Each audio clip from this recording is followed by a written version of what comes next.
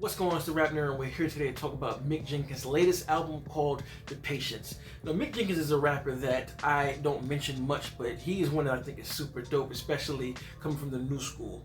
He doesn't just rap good or great. I mean, he's dead nice. We talk about metaphors, punchlines, similes, double entendres, switching up the flows, multi-syllable rhyming. Like, he does everything that I love to hear from an MC. I've been privy to dude since his album The Waters that released, I think it was in 2014 or 15, so I've known about him since then, but somehow this album and this drop slipped past my radar, so I am a little bit late. It dropped the 18th, but with all that said, the album is dead nice. This might be my favorite album of the year. If you are aware of what Mick Jenkins does, this is him to the fullest capacity, and I just enjoy it. It's only 11 records. I think it clocks in at like 30 minutes and some change. And there are some songs that's just him getting off with the bars, no hook. There are quite a few like that over these dope beats, and the re-listen factor of this album is high. Like, with MCs like him, it's better to have short albums to digest all of what's said, because we want to talk about bars, they are definitely present. Mick Jenkins, in a nutshell for me, makes sophisticated smoker music, modern day terms, right? When that smoker vibe-esque music first popped off and came to us like late 2000s, early 2010s, and we all recognized kind of Wiz and Currency, Casey Veggies, and Dom Kennedy. Anybody who fits in that category, Mick Jenkins' production usually has the vibe of that, but it's sophisticated because, again, what I said, Mick Jenkins is a rapper's rapper, and his content and his lyrical ability just is way past the guys I just mentioned when it comes to rhyming. So gotta say that off rip so you can kind of get an idea of what Mick Jenkins is if you've never heard of him, and just an idea about what this album sounds like, because it's more of that. So the album opens with a record called Michelin Star, which is just him barring it up for a minute and a half. The beat sounds like it samples Floetry's Say Yes. If not, then the keys are kind of very similar to what they did on that record. But again, Michelin Star, for those who don't know, is the highest achievement of what a chef can do. What Mick Jenkins does so well is when it comes to the titles of the records, he plays around with the wordplay of that so much that it just, every bar he does kind of hits. If I had to go over every single bar he does in this album, we would be here forever, because there's so many. Like on this record when he was like, backing up the echinacea. What's the T on me? He too low key, I'm selling lemonade. I stay out the way, it's niggas in the way, so they not in the way. It would feel away if I mention names. This shit is strange, these niggas facts be a million base, but not in your face. Thundering like crazy outside. But yeah, massive bars in that one, just kind of the introduction to the record, and it sets the tone. Love the beat. It's mad jazzy of what I'm used to him with Mick Jenkins, and then I like how he kicks up the tone of his voice, and it's kind of a rapid fire flow. So that record is fire. And then we go into a joint called Show and Tell featuring Freddie Gibbs, which is also heat. I love the violin sample, and out the gate, just bars on top of bars, man. And I love the hook, how he was like, you gonna have to show me, nigga, don't tell me shit. Too much talking, man, it sound like you selling shit. It's just the personification of what he said, show and tell. A lot of niggas talk the talk but don't walk the walk, or they're willing to even go prove what they saying is what they actually doing. So that's what the record is about.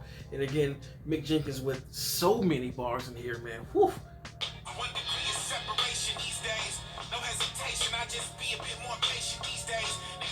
Love that bar right there. He's like, no hesitation, I'm just more patient these days. The album is fully that. It's about what patience can bring and what patience has brought to him, not only as an MC and as a man and businessman, and it's grown him as a person. So you hear a lot of bars about how patience grew him, and you know, even he opens the bar with like, I gotta show niggas, no hating, sometimes you just outgrow niggas from being patient.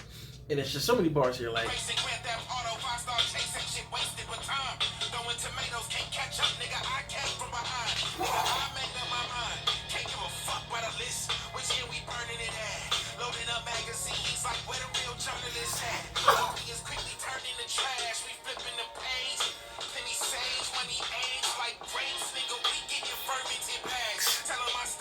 so many bars in there, man. Like, it's switching up the flows and these multiple syllable rhyming. I love it. And Freddie Gibbs offers up a good verse that I think accents the beat. I don't think it overtook what Mick was doing, but definitely still a really good offering from what I've heard from him. So the next record we get into is called Sitting Ducks featuring Benny the Butcher, and I feel like this instrumental leans more towards what Benny does, and with that being the case, I think Benny kind of gets the upper hand on the track. Not to say that Mick verse was whack at all. I actually enjoyed it as well. He has some shit in there, but Benny, to me, again, this is just his type of stuff, and he had multiple bars in there that just really hit. Like one of my favorite bars, he goes, "The corner in Nobu, that's the best reservations. Associates over friends, so it's less expectations. The crib surrounded by Louis boxes. I worked all my life, so I don't get the respect. I'm gonna shoot it at him." So Benny just slid on this as usual. Like I said, it's more of his beat, but either way, dope record. And then we get to the next joint called Smoke Break featuring Jid, who is another one that I think makes the same type of music, the sophisticated Smoker's joints when he does gets into his jazzy bag, and I feel like these two mesh really, really well on this song because with the instrumentation kind of feeling like a speakeasy again, like it's probably why it's called Smoke Break, and both of them using their vocals to harmonize, you know, in and out of their rhymes as well as the hooks, and it just is an all-around vibe again. Like this is, you just chill and roll up and listen to this while also getting some dope bars from both. That record is fire. Then we get into 007.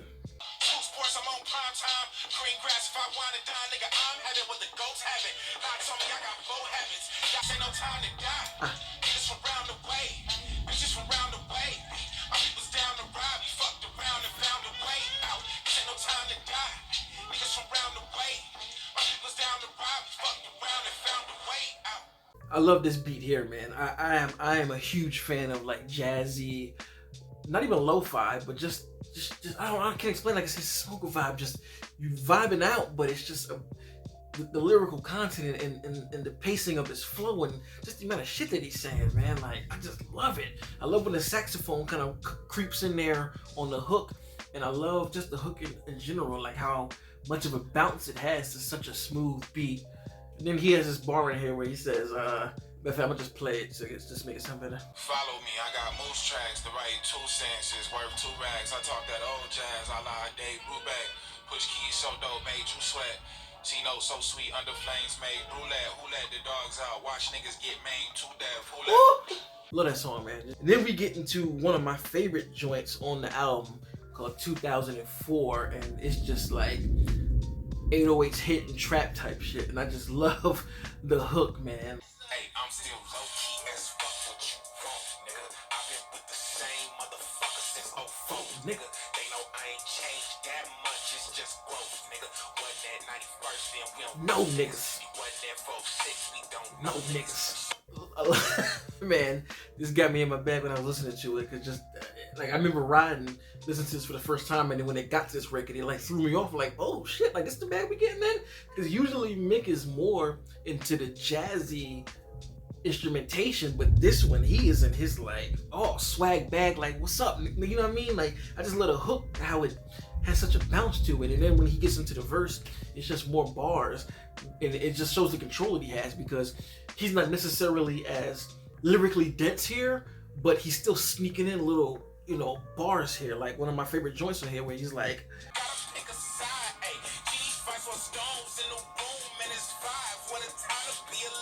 hey, love that bar.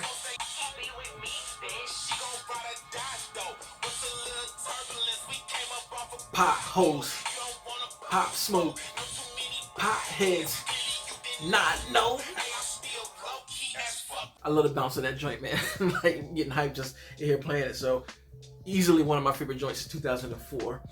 And then we get into a joint called Boyji Biv, and that is the acronym for the colors on the color wheel. When he picks a title, he writes to that title and plays with the wordplay and things of that. So here, I mean, he's going, each line is about color, right? So of course, red, orange, yellow, green, blue, indigo, violet, right? But it's more layered than that. Of course, he's relating it to his regular life and people he knows, but he's going through the shades of each color and just lyrical excellence, man. I love the beat.